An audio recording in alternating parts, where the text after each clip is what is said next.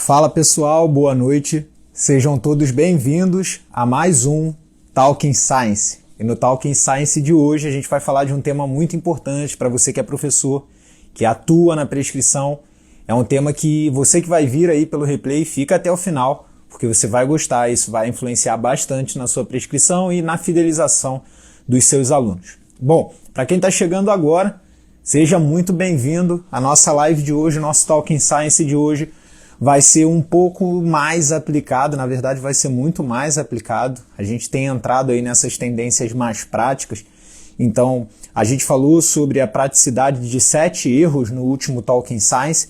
E no Talking Science de hoje a gente vai falar sobre os 3 primeiros ou os 3 passos mais importantes aí que vocês podem utilizar para a periodização, para a montagem do treino e a aderência dos seus alunos. Estou vendo o pessoal aí chegando animado.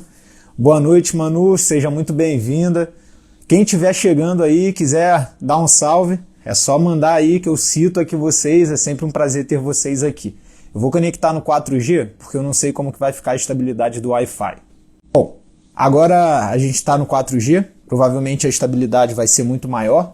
E eu já quero começar aqui, né, conversando com vocês, sabendo de onde vocês são. Camila aí, mais uma vez, sempre presente. Seja bem-vinda, Camila. Léo, um abraço. Digam aí, por favor, cidade, estado.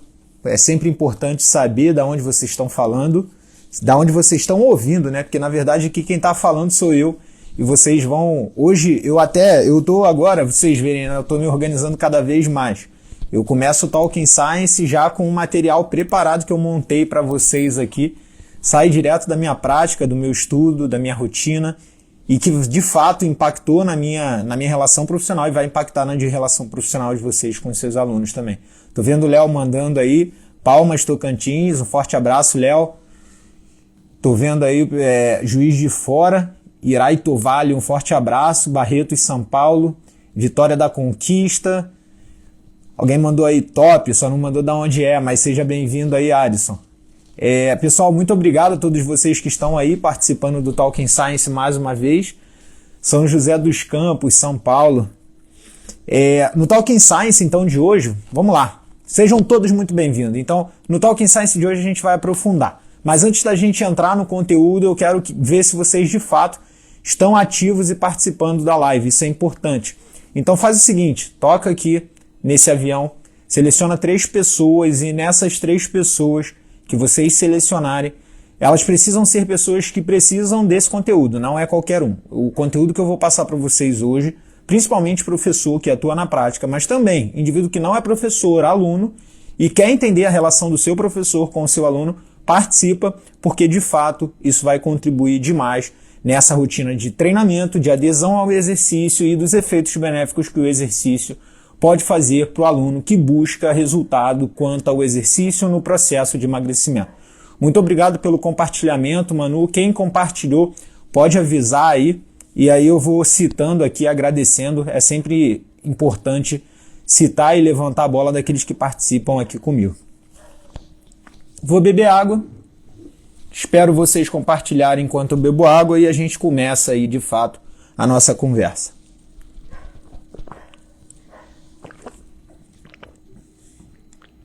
Bom, feito isso, eu vou deixar aqui, tá aberto também as caixas de pergunta para quem quiser perguntar até o final da live. E depois, obrigado aí, Perrone e Personal, pelo compartilhamento.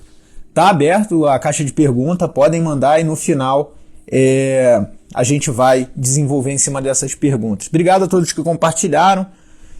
Pessoal, vamos ao que interessa, vamos desenvolver conteúdo, vamos contribuir para a formação nossa como professores profissionais e entrega de melhores resultados para aqueles que merecem de fato, que atuam, que estão junto conosco, que são os nossos alunos. Afinal, se nós somos contratados para gerar um resultado, afinal nós temos que entregar esse resultado. É o meu objetivo, fazer com vocês aqui o alinhamento entre o discurso que as evidências científicas nos trazem, a intervenção prática profissional com base em experiência, estudo, intervenção, e alinhar isso tudo para que, de fato, esses resultados eles consigam ser aplicados. Então, o primeiro ponto que eu quero começar conversando com vocês hoje, Por que eu tenho determinado essas explicações práticas? Porque falar sobre passos, principais erros, principais intervenções, porque eu acredito que dessa forma eu consiga fazer um discurso que se alinhe mais com a prática de vocês. Imagine se eu começo, por exemplo, o Talking Science de hoje, falando sobre a importância da biogênese mitocondrial para a função celular e consequente taxa de oxidação, aumento da taxa de oxidação e aumento da lipólise e mobilização de lipídio. Isso é algo que a gente pode desenvolver como um conteúdo técnico científico. Mas todo esse conteúdo por trás da biologia, por trás da fisiologia do exercício, ele é um conteúdo que pode ser desenvolvido na medida em que a gente entende os passos iniciais necessários para que o nosso aluno primeiro queira treinar. Não adianta eu pensar, por exemplo, no melhor método ou no melhor meio de treinamento para aquele aluno, se aquele aluno ele não consegue encontrar na sua rotina de treinamento um motivo pelo qual ele deva seguir. Então, dentro dessa rotina de treinamento, diferentes contextos podem estar inseridos. Ele pode querer seguir o seu treinamento porque ele está focado em um resultado. Ele pode querer seguir o seu treinamento porque ele desenvolveu um certo grau de empatia com você. Ele pode querer seguir o seu treinamento porque ele entendeu que parte da rotina dele precisa que você esteja junto para que você explore as suas capacidades físicas. Ou porque ele se sente bem ao estar com você pelo menos alguns períodos da semana. Ou porque ele tem uma memória afetiva positiva com seu treinamento. Vários fatores podem levar à adesão do aluno ao treinamento. E são esses fatores que a gente tem que levar em consideração. Porque por muito tempo a gente considerou ou vem considerando ainda que o que faz o aluno aderir ao treinamento é o quão o treino vai gerar resultado. E enquanto o treino não gera resultado? Será que o aluno está disposto a se manter ainda que o resultado não seja gerado? E se esse resultado, eu não digo que não seja gerado, mas se um resultado que não está dentro da perspectiva atual do aluno. Isso é um ponto que a gente vai conversar na live de hoje. Então, no Talking Science de hoje, eu separei 3 passos importantes para você, treinador, colocar no seu treinamento ou na sua abordagem com o seu aluno, para que o seu aluno se desenvolva no processo de emagrecimento. E dentro desses 3 passos, eu quero começar citando o primeiro passo, o passo número 1.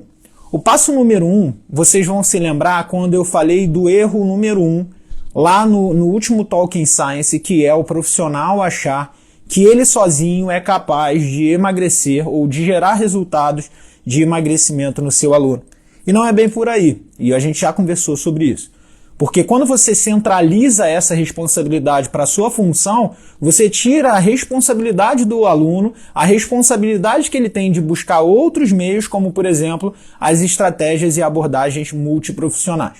Então, no passo número 1, que eu queria que vocês listassem aí, vocês estão com papel e caneta na mão? Se está com papel e caneta, bota a mãozinha aí. Se não está, faz assim, eu espero um pouquinho, enquanto eu espero vocês vão compartilhando a live aí. Estão com papel e caneta ou não estão?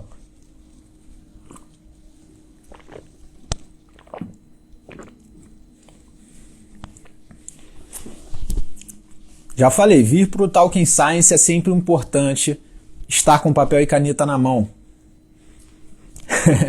Live pesada dessa. E olha que eu dei uma emagrecida, hein? Imagina se tivesse como antes.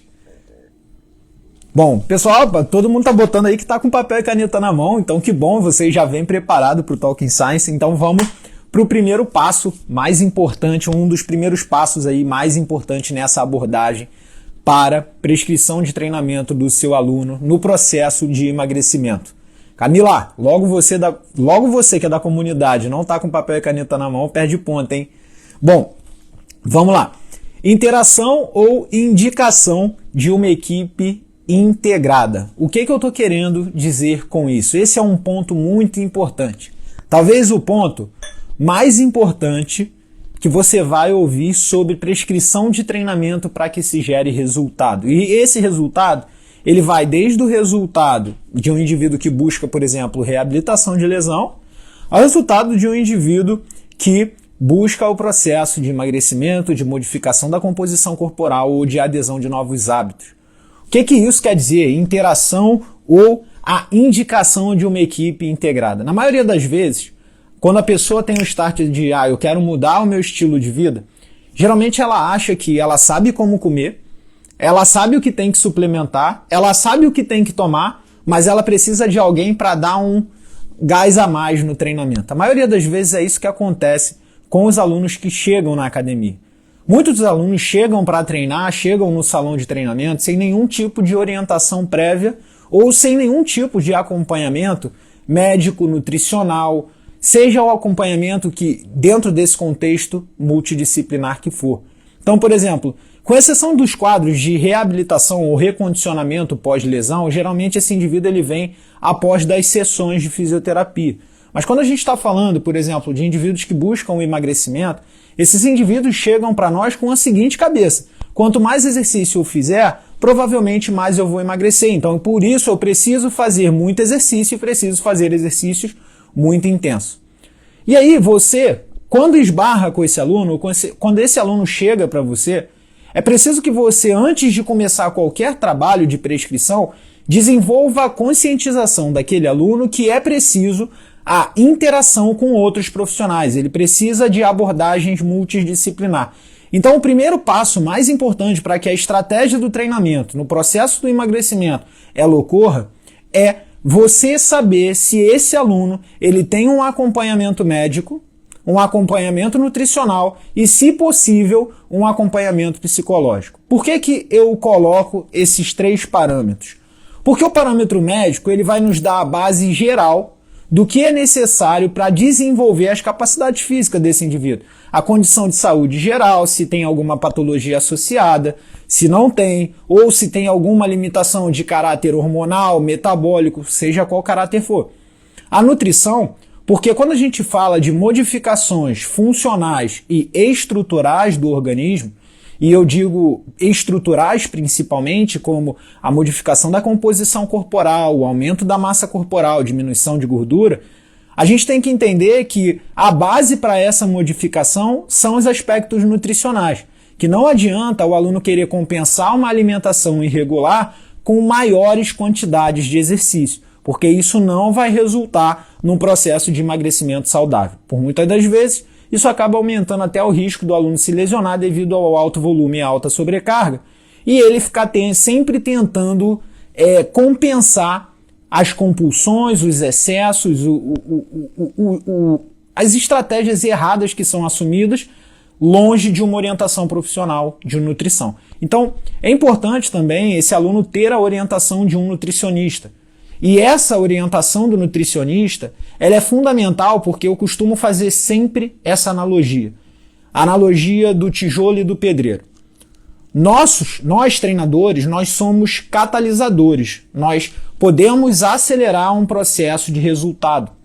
Mas não adianta você querer fazer uma obra, ter pedreiro para construir a obra, mas você não ter material necessário para a obra.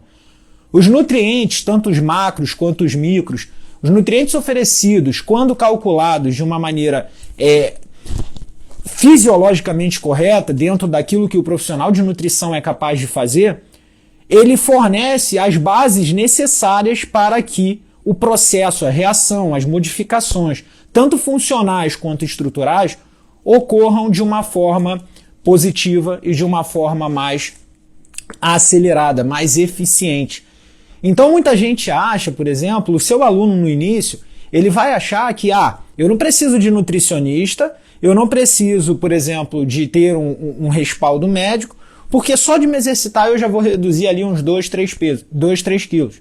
O grande problema desse contexto é que quando isso não é controlado, o exercício físico ele aumenta o apetite.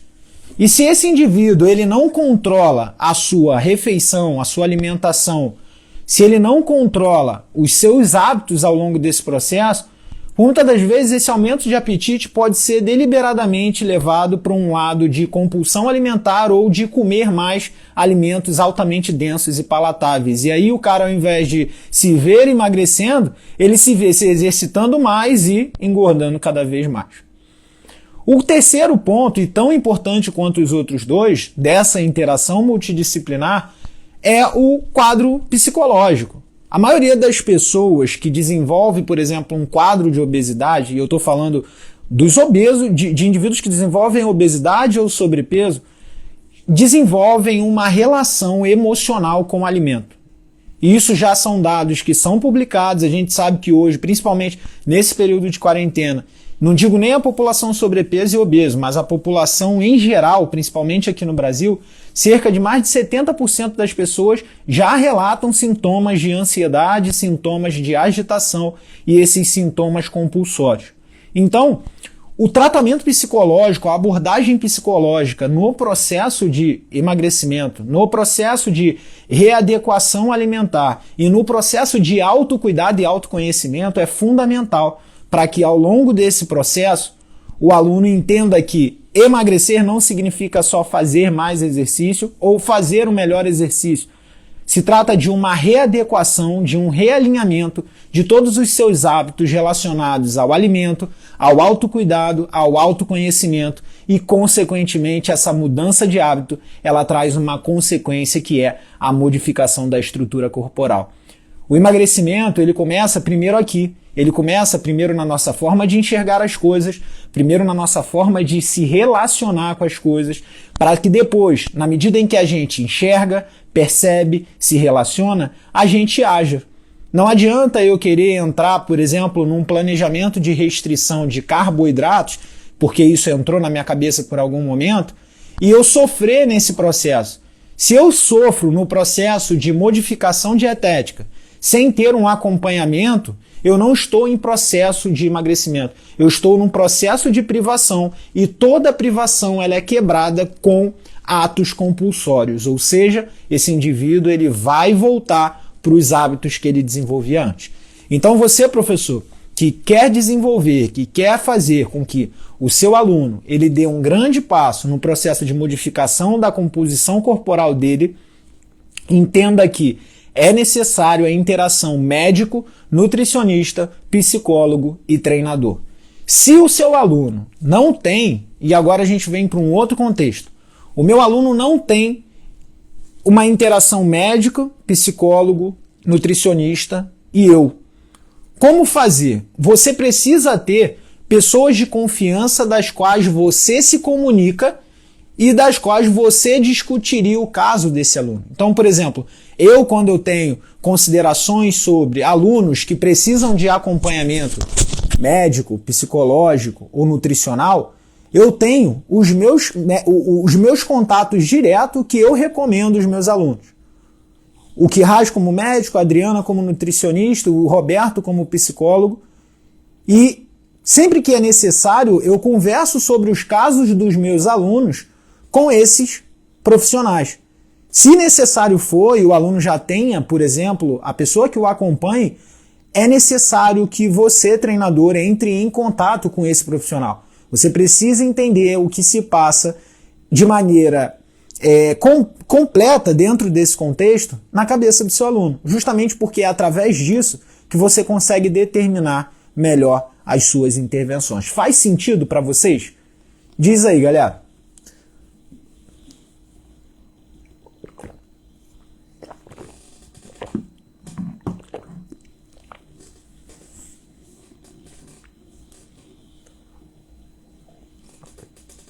Exatamente. É super necessário esse tipo de conversa, é super necessário todos trabalhando juntos. A gente não pode assumir que nós vamos resolver tudo sozinhos. Bom, vamos lá. Falar do primeiro ponto, vamos ao segundo ponto que eu quero deixar aqui claro para vocês. Papel e caneta na mão. O segundo ponto que eu quero deixar muito claro para que vocês entendam a real necessidade disso é que vocês amplifiquem a frequência de exercício que os seus alunos gostam. Como assim, Léo? Eu só vou prescrever os exercícios que o meu aluno gosta? Não. O que eu estou querendo dizer é, você precisa, dentro da prescrição, saber o momento de colocar o exercício que é necessário, e o aluno por vezes pode não gostar, mas também você precisa dar doses de exercício que o seu aluno goste para ele se sentir bem com aquela relação do movimento. Então, por exemplo, vocês sabiam que determinados movimentos podem ativar regiões que geram prazer e determinados movimentos podem ativar regiões cerebrais que não geram prazer, que geram medo? Pois bem, e é isso que a gente precisa entender. Se todo o treino o meu aluno é exposto a movimentos que ele não se sente bem, que ele não se sente seguro, que ele não sente um certo prazer ao executar ou ao fazer, esse treinamento, de maneira inconsciente, vai gerar uma resposta afetiva negativa para o meu aluno em relação àquela sessão de treinamento. Por isso que é importante, quando a gente pensa na prescrição, pensar, é claro, na eficiência do movimento, na eficiência do exercício, pensar no quão importante é aquele exercício, no quão intenso ou volumoso aquele exercício pode ser, mas principalmente, antes de pensar nisso tudo, pensar se o meu aluno ele vai conseguir cumprir aquela sessão de treinamento de maneira que ele se sinta satisfeito ao fazer.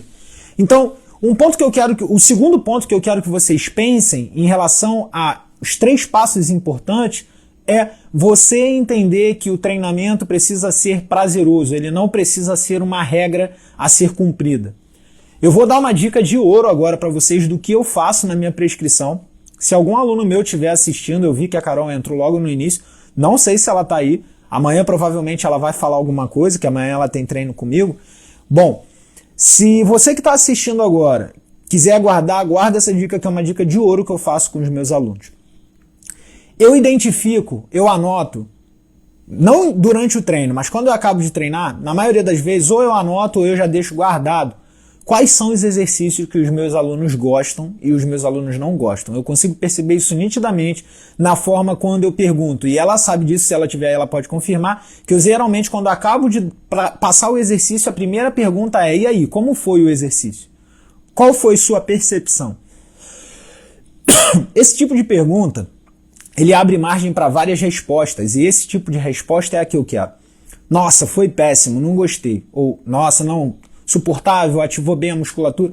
Você consegue extrair ali alguma informação que vai ser útil na hora de utilizar. Quando você pensa em começar o treinamento de um aluno, imagina você começando um treinamento com um exercício que você não gosta.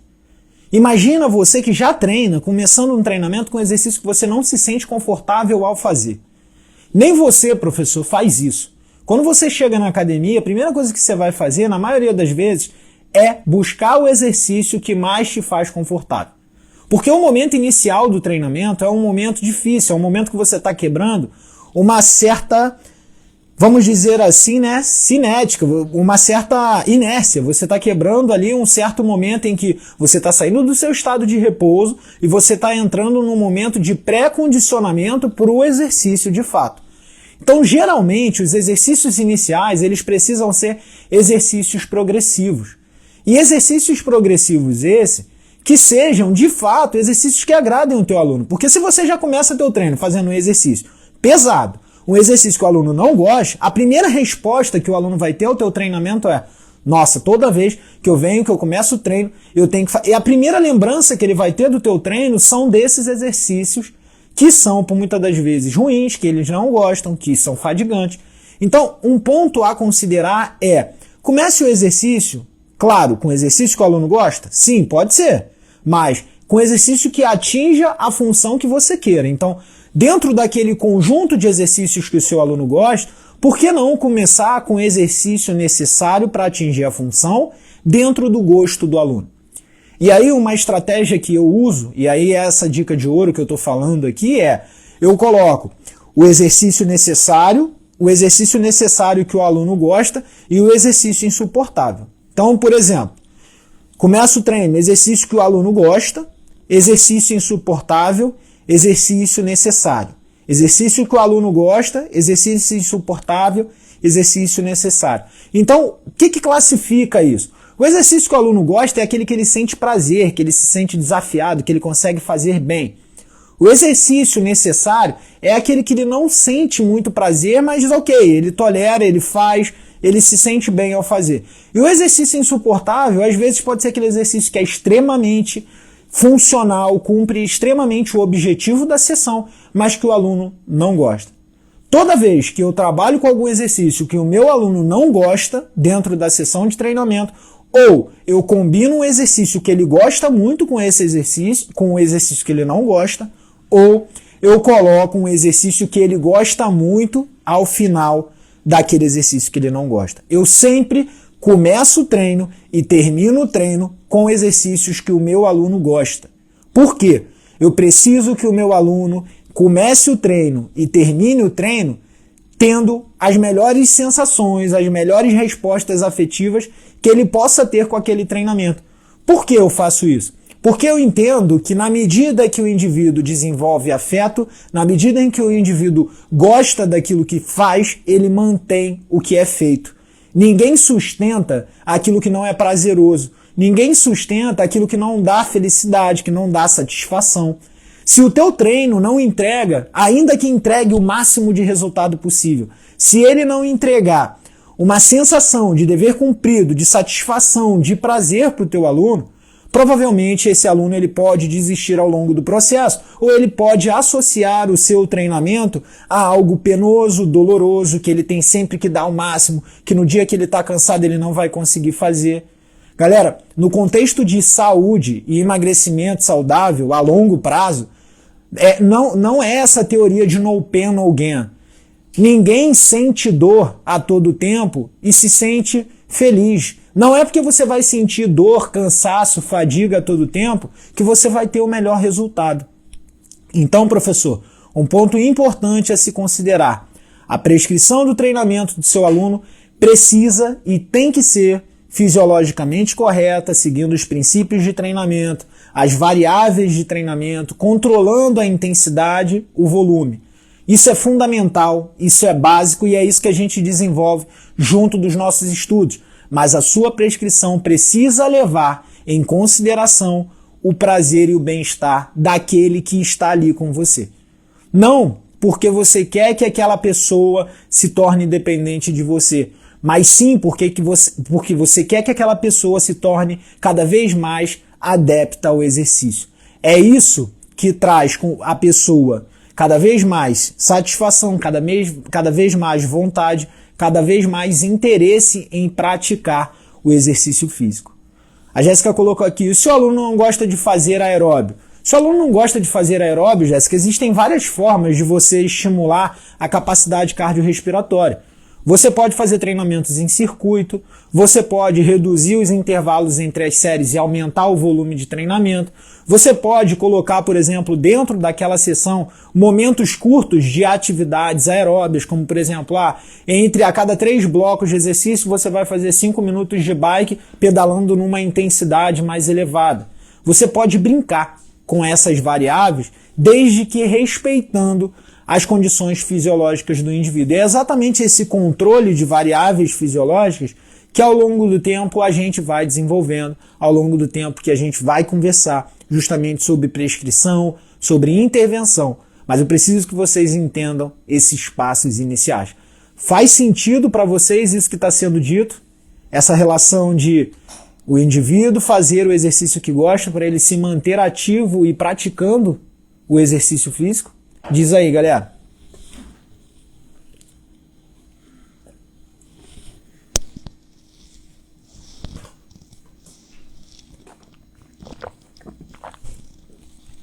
Bom, se faz sentido, é só botar o joinha aí que eu tô acompanhando os comentários de vocês aí. Vamos subir essa quantidade de pessoas nessa live aí, toca nesse avião, vai, chama 3 pessoas, que a gente está indo para a terceira e última dica. Não quer dizer que a live vai acabar, porque ainda tem coisa aí, né? Eu vou responder a pergunta de vocês. Eu tô vendo que vocês estão mandando as perguntas aqui no comentário. Mandem as perguntas na caixinha de pergunta, porque se vocês mandam no comentário, a pergunta sobe. E aí no final eu quero responder vocês, eu não consigo responder, tá bom? Vamos lá, galera, compartilha isso aí. Vamos lá pro terceiro e último ponto. Tô aqui quase deitado já em casa, pé em cima da cama, sentado, descalço, bem à vontade.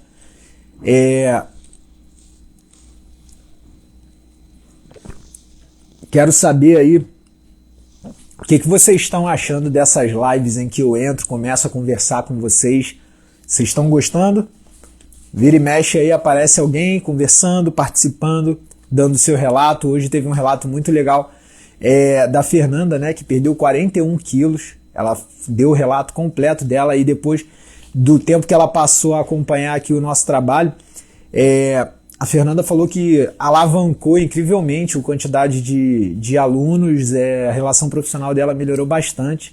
E a galera tá mandando depoimento bastante. Eu tenho muito depoimento aí que já vocês vão ver, de membros da comunidade, do curso, que tiveram resultados expressivos na sua relação profissional. Fábio, faz o que eu te falei, tá? Coloca aqui na caixinha de pergunta aqui embaixo que eu vou responder depois, que tá subindo, os comentários vão subindo, e aí eu não consigo acompanhar. Obrigado a galera que tá mandando, sensacional, sensacional. André, um abraço. Dani, obrigado. Manuela, obrigado mais uma vez. São que horas aí na Espanha, José? Tô vendo que você mandou o difícil, o horário aí. São 4 horas de diferença para mais ou para menos? A Fernanda aí. É 1h31 da manhã e tu tá assistindo minha live, cara. Uma salva de palmas para você, viu? Muito obrigado aí por ou tu tem insônia ou tu é maluco. Das duas, uma.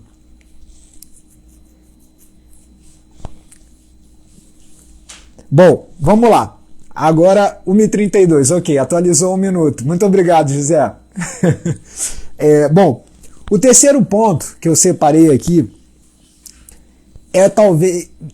eu separei 3 pontos muito importantes. São 3 pontos assim que eu não abriria mão, eu não abro mão da minha prescrição por nada. Não só da minha prescrição, pontos que são relevantes na prescrição de qualquer personal, viu?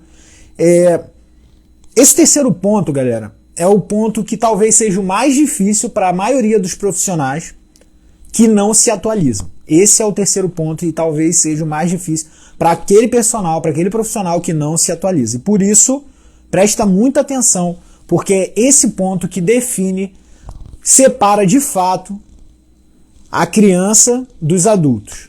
Então é o ponto que vai separar aquele treinador que vai alavancar como uma referência na sua área de atuação para aquele treinador que é um mero reprodutor de métodos e coisas afins. Por isso que é importante, e guardem isso, agora é um momento que esse terceiro ponto passa aí a caneta para guardar. Explique para o seu aluno o processo e coloque o seu aluno a par da sua responsabilidade. Você, através da sua intervenção, não deve e nem vai assumir que é capaz sozinho de gerar resultados de emagrecimento para o seu aluno sem que ele se comprometa. Ele precisa estar cumprindo um planejamento dietético, tendo o seu acompanhamento médico e treinando com você. Um ponto importante dentro disso que eu estou falando, de explique para ele o processo, é você explicar que o emagrecimento não é uma mudança que ocorre do dia para a noite. Que o emagrecimento ele segue um timing biológico. O que é isso? O que é esse timing biológico? Existe um curso temporal para que as adaptações ocorram no organismo. E eu sempre falo isso. Antes das modificações estruturais, nós estaremos sobre modificações funcionais. Primeiro, seu organismo vai melhorar o desempenho para depois ele modificar a estrutura. Então, quando a gente fala sobre isso, quando eu estou falando sobre isso, eu preciso deixar claro para o meu aluno que nos momentos iniciais ao treinamento, ele vai verificar, ele vai perceber mudanças no condicionamento físico, na capacidade aeróbia, na força muscular, na disposição, na vitalidade, condições que refletem o funcionamento do organismo. Quando se fala de emagrecimento, quando se fala de modificação de composição corporal, a gente está falando de uma modificação a longo prazo. A gente está falando de um processo que demanda tempo. E é por isso que precisa se ter prazer dentro desse processo. Não entra nessa de jogar sujo com o seu aluno, de que vou fazer você emagrecer tantos quilos em tanto. Você não consegue prever quantos quilos alguém vai perder ou quantos quilos alguém vai ganhar. Porque o metabolismo não segue uma lógica linear. Você não tem como estipular um cálculo linear para todo mundo. Então, dentro desse contexto, galera, o ponto fundamental aqui desse terceiro tópico é explique o que você está fazendo e na sua explicação seja honesto. Por quê? Porque quando você é honesto a respeito do processo, quando você fala a real em torno do que é necessário para aquele aluno emagrecer, ele vai perceber que na maioria das vezes isso vai depender não só do treinador, mas também e principalmente dele. Explicar o processo é dizer para ele, por exemplo, que a maioria das promessas de emagrecimento que a gente vê por aí em rede social, essas promessas milagrosas, mude seu corpo em tantos dias, ativam gatilhos mentais que mais fazem mal do que bem. Porque dentro dessas promessas milagrosas, você entra num estado de restrição que pode vir a desenvolver uma série de quadros compulsórios alimentares e que vão fazer com que você, por vezes, não entre, de fato, num processo contínuo e progressivo. O emagrecimento, como a gente já falou aqui algumas vezes, ele é resultado de mudança de hábitos. Emagrecimento não é só mudança de composição corporal. Então, quando você fala e explica esse processo de que o organismo precisa se adaptar, você vai melhorar suas funções, você vai melhorar a função do seu organismo, o seu desempenho físico, e na medida em que você se mantém constante ou se mantém dentro de uma regularidade no seu planejamento alimentar, no seu autocuidado, no que precisa ser estabelecido para que você emagreça, o seu organismo ele vai modificando a sua estrutura. Não pense você que gordura, por exemplo, oxida do dia para a noite e amanhã você vai acordar magro. Não pense você que se você aumentou 3 quilos da balança de uma semana para outra, que esses 3 quilos foi massa muscular. Isso demanda tempo, isso demanda constância e isso é um processo gradual e progressivo. Por isso que é importante, dentro desse contexto de mudança de estilo de vida, você inserir nesse novo estilo de vida do seu aluno hábitos que ele goste. O nutricionista se falando aí do contexto de alimentação sustentável, o treinador se tratando dos contextos de exercício, não só que são necessários, mas exercícios que despertam prazer e adesão. Isso faz com que o aluno se mantenha constante e talvez uma das variáveis mais importantes para qualquer adaptação do treinamento é o volume, a constância e a frequência. Essas 3 variáveis, quando você mantém uma constância no treinamento, você vai gerando informações que, consequentemente, vão gerando respostas adaptativas e fazem com que o organismo modifique a sua função, modifique a sua estrutura. Faz sentido aí para vocês?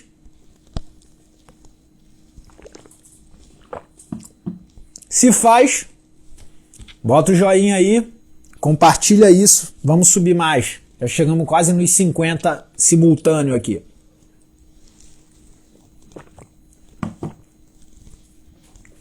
Vamos passar dos 50, viu? Quero chegar hoje aos 70 aí. Será que a gente consegue? Depende mais de vocês do que de mim, viu? Já começou, ó. Já passou dos 51. A galera tá compartilhando de fato aí. Todo mundo ativo de fato na live. Exato, José. Excelente comentário. Mudar o hábito do aluno é sempre um desafio. Sim, é sempre um desafio. Por isso que a gente precisa sair dessa superficialidade do contexto do hábito. A gente acha que mudança de hábito é uma coisa que compete a nós, né? Na verdade, a mudança do hábito depende muito de um trabalho psicológico bem feito, ok? Porque mudança de hábito está relacionado à mudança comportamental. E mudança comportamental está muito relacionado com a forma como o cara sente e experimenta as experiências ao seu redor. E isso só muda quando ele muda a forma que ele interpreta, que é através da mudança mental. Então, a mudança de hábito começa com o tratamento psicológico. Por isso que o psicólogo é fundamental nesse processo. Faz sentido aí? Fala, Julinha, tudo bom?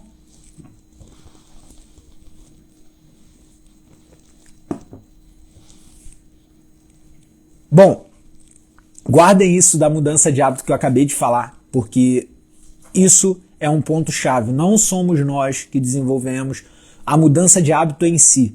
Nós podemos proporcionar novos hábitos, mas a mudança de hábito ela é intrínseca e ela depende de ajuda psicológica para que o indivíduo mude, na maioria das vezes. Dentro ainda desse terceiro tópico, um ponto que eu quero deixar claro aqui para vocês, e agora fundamental. Sempre que houver necessidade, ou até quando não houver necessidade, explique para o seu aluno o que você está fazendo. Explique para o seu aluno que intervenção você está dando. Explique para o seu aluno qual é o benefício daquela intervenção e por que você está fazendo aquela intervenção para ele e não a qualquer custo. Então, vou dar um exemplo qualquer aqui, tá? Eu tenho o exemplo de uma aluna que tem dor na região torácica. E a dor da região torácica dela, inicialmente, era por falta de mobilidade torácica. Então, quando eu começava o treino dela e eu sabia que ela gostava daquele exercício, eu passava exercício de mobilidade torácica e explicava para ela, ó, esse exercício de mobilidade torácica, ele está sendo feito por conta da sua dor no tórax, na região torácica. Você tem falta de mobilidade torácica, então eu preciso estimular a sua mobilidade torácica para tentar diminuir a rigidez dessas musculaturas e fortalecer os músculos que estabilizam a sua coluna.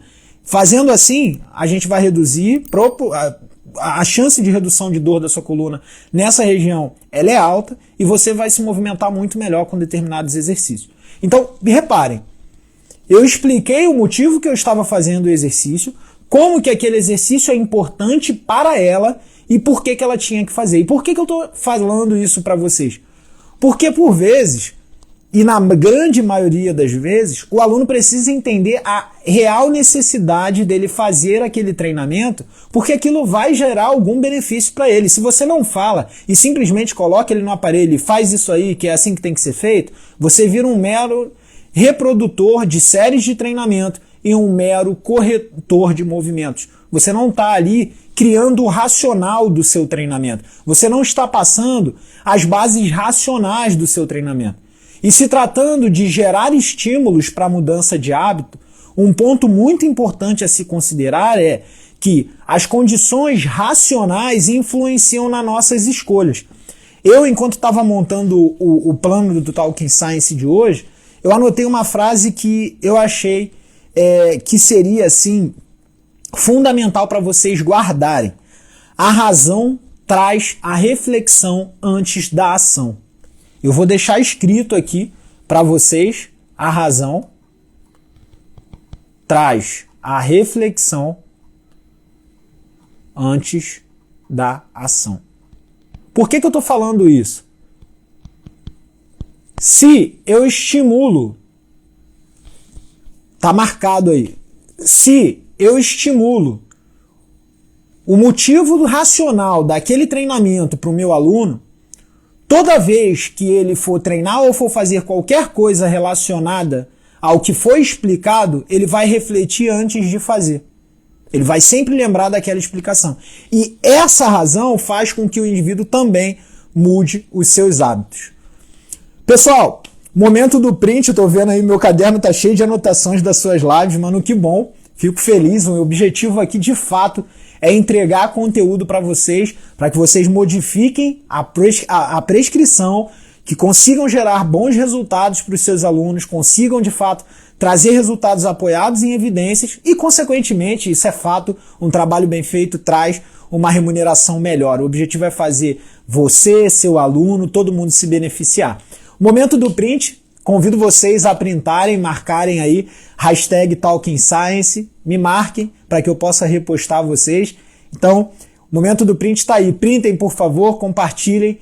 Quem printou, quem marcou aí, quem no final da live quiser marcar, pode marcar à vontade, que o objetivo desse momento do print é compartilhar e mostrar vocês, é mostrar quem está acompanhando, quem está aqui estudando, quem são os profissionais de fato que estão se preocupando em um olhar diferente desse momento de intervenção com o aluno.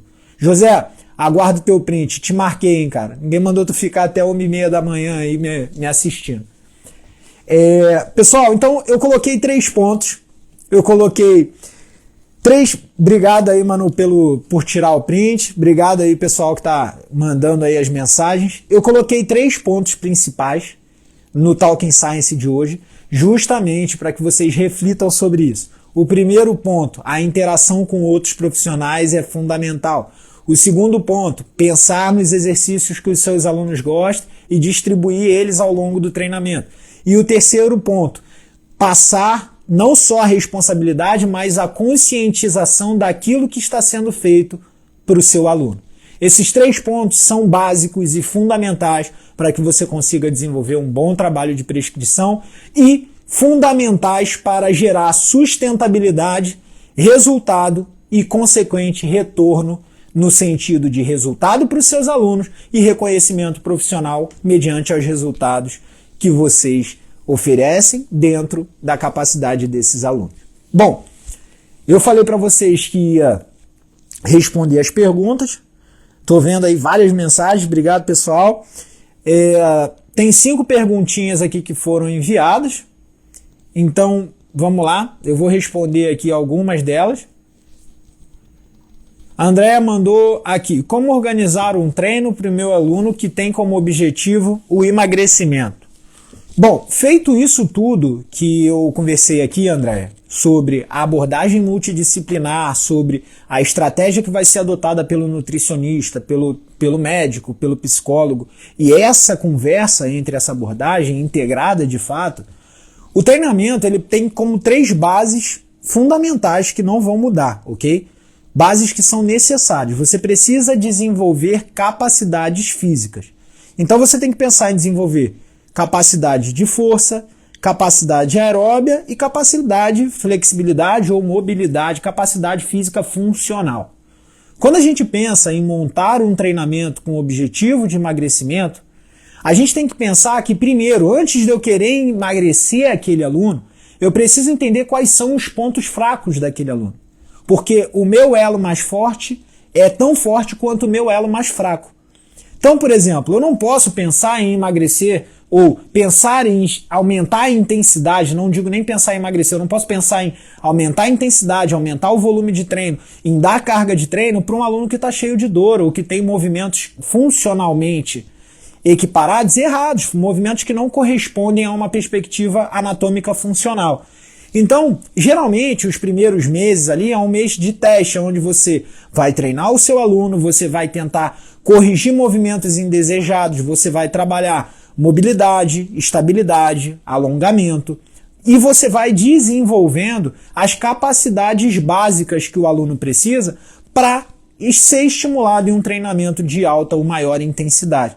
Então eu gosto de começar, não só eu no sentido pessoal, mas seguindo uma base já colocada aí pela National Strength Conditioning Academy ou o Journal of Strength and Conditional Research, em determinadas outras pesquisas, como por exemplo as bases de treinamento funcional do Sports Medicine, eu gosto de desenvolver o treinamento do seguinte modo.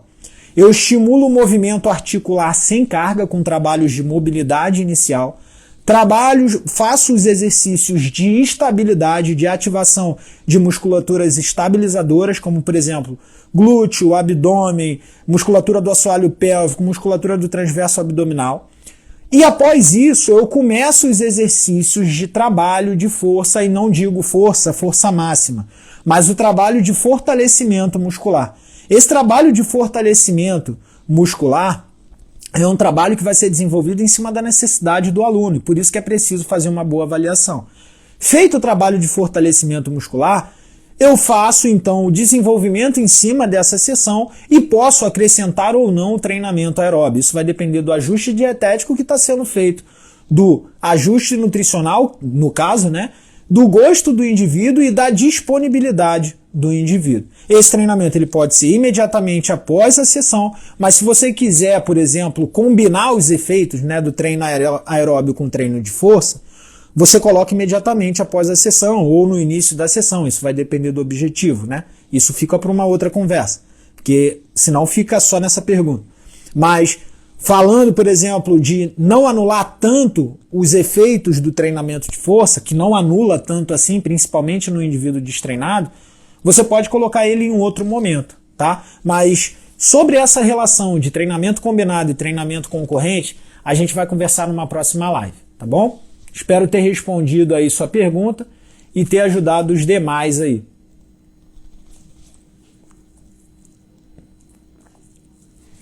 Essa pergunta da Jéssica foi muito boa. como fazer uma avaliação funcional de movimento em pessoas sedentárias com obesidade, colocando elas para fazer o movimento que você quer prescrever. Nada mais funcional do que você avaliar o movimento que você quer prescrever. Existem vários protocolos, vários padrões, né, que se estabelecem. Por exemplo, um deles que surgiu há alguns anos atrás, que depois o Sports Medicine trouxe uma revisão bem robusta, mostrando que não havia nenhuma relação entre os pontos do FMS, né, que era aquele Functional Movement Screen, que não tinha nenhuma relação com risco de lesão ou com capacidade funcional. Então, quando você fala de capacidade funcional, de desenvolver em cima de uma avaliação funcional, o que é uma avaliação funcional? De movimento. É uma avaliação, ou seja, você vai dar valor àquele movimento e à sua funcionalidade. E o que justifica a funcionalidade do movimento? É se, dentro daquele movimento que o indivíduo está executando, as funções articulares estão sendo preservadas dentro do caráter que o movimento exige. Se você quer fazer uma avaliação funcional do movimento para prescrever um exercício, antes de você prescrever o exercício, avalie o indivíduo naquele movimento. Faça etapas, não tenha pressa de sobrecarregar o movimento. Me perguntaram ainda agora aqui, a técnica precede a carga? Sim, a técnica precede a carga, principalmente em indivíduos sedentários com obesidade, por exemplo. Como que você vai sobrecarregar um sistema que não foi previamente adaptado se você minimamente não estimulou a melhora da capacidade funcional? Então, quando se fala em avaliação funcional do movimento, Jéssica, uma coisa que eu gosto muito de fazer e que não é uma recomendação só minha, é a recomendação de treinadores, pesquisadores que já publicam nessas revistas que foram citadas anteriormente, é você avaliar movimento por movimento. Você pode fazer uma avaliação geral de movimentos básicos e na hora de prescrever, você fazer a sua avaliação constante. Prescreve e avalia o movimento, prescreve e avalia o movimento. Isso não só nos dá uma melhor atuação, como também passa mais segurança para o aluno.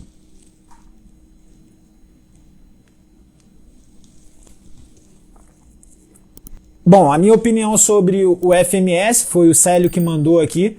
Eu já respondi que não seria nem minha opinião, né? Uma evidência constatada em um dos melhores periódicos de medicina do esporte do mundo. Então, não estou nem colocando minha opinião, tá? Eu estou colocando aí evidências sólidas, tá?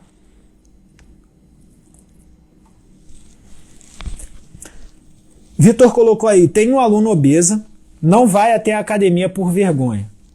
Até quando eu posso garantir esse tipo de treino? Vitor, cara, vamos lá. Primeiro, que pena, né? Não por ela, porque é uma pena saber que a academia é um ambiente hostil, né, para as pessoas obesas, onde na verdade deveria ser um ambiente de acolhimento. Isso deveria mudar, viu?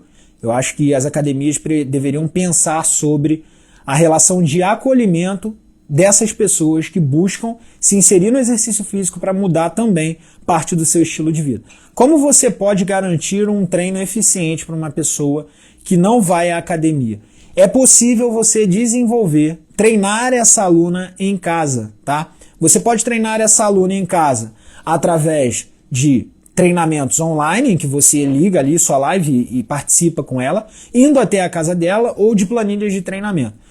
Então, eu vou dar uma orientação. Dentro desse contexto da obesidade, um ponto que você poderia estimular a sua aluna a fazer, se possível, é fazer uma tríade aí. Quem sabe agora com esse conjunto aí de ferramentas para se fazer avaliação, prescrição e coisas do tipo online, por que não uma reunião médico, nutricionista, treinador, justamente para que ela se sinta abraçada dentro de um grande movimento e faça parte de um grande projeto que é a mudança da vida dela. Então, dentro desse grande projeto, o ponto a se considerar que é muito relevante é que quando se trata da obesidade, para que você rompa esse platô, essa condição obesogênica, a modificação dietética ela já gera um resultado muito significativo. Então, se ela tiver um bom acompanhamento nutricional, e não digo bom aquele que restringe, mas o bom que se adequa à realidade dela, ela já vai ter resultados positivos quanto à redução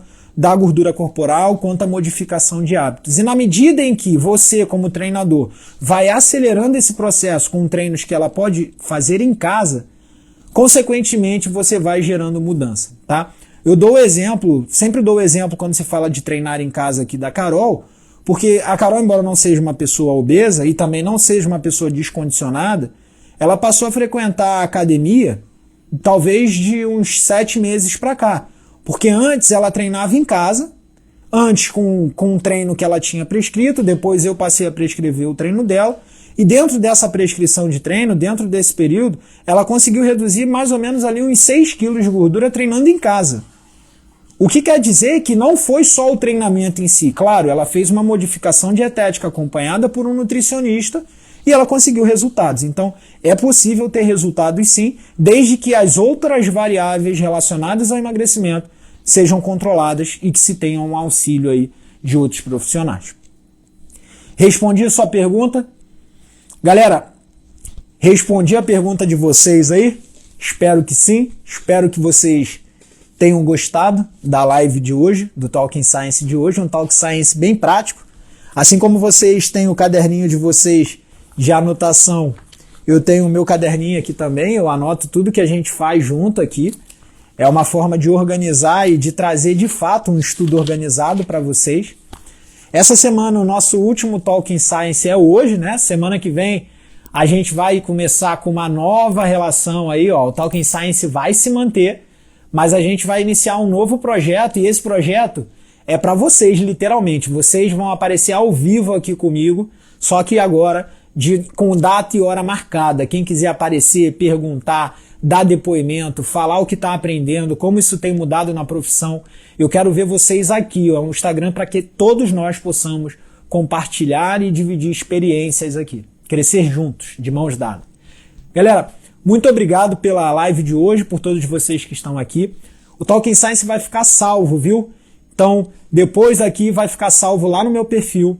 Só correr lá, marca 2 pessoas e diz o que achou do Talking Science de hoje. Tá ok? Muito obrigado, tô vendo as mensagens subindo aí. Um forte abraço para vocês, uma boa noite de descanso e até semana que vem. Semana que vem tem mais Talking Science, mais tema legal, mais intervenção e mais resultado. Valeu, pessoal, fiquem com Deus, um forte abraço.